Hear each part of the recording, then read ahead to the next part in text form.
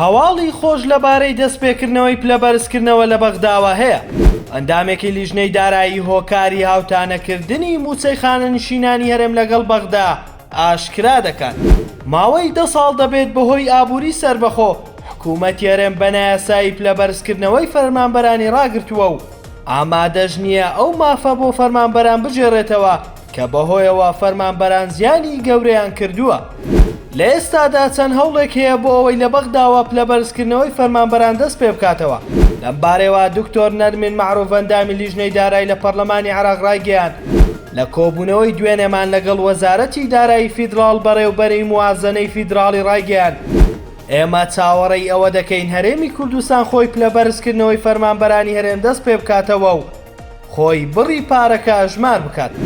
ناوبرا وتیشی ئەگەر حکوومەتی هەرێم لیستی موچەی فەرمانبەرانی هەرێم بە پلەبەرزکردنەوە ڕەوانەی بەغدا بکات، ئەوە حکوومەتی عێراق پارە بۆ پلەبەرزکردنەوەی فەرمانبەرانی هەرێم خەرج دەکات.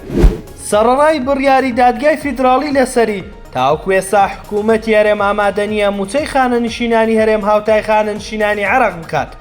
لەم بارەیەوە دکتۆر نەرمین معروف ئاماژەی بۆ ئەوە کردووە چەند کێشەیەک لە خانەنشینان و هاوتاکردنی موچەیان هەیە لەگەڵ بەغدا پێویستە حکوومەتی هەرێم بە جددی کاری لەسەر بکات. ناوبراوتیشی ئێستا کەمترین موچەی خانەنشینی لە هەرێم 150,000 و لە عێراقدا 500,000 کە دەبێت بەپێی بڕیاری دادگای فیدراڵی هاوتای خانەنشینی عێراق بکرێت. حکوومەتی هەرێم دەبێت هەوڵی جددی لەم بارەیەوە بدات.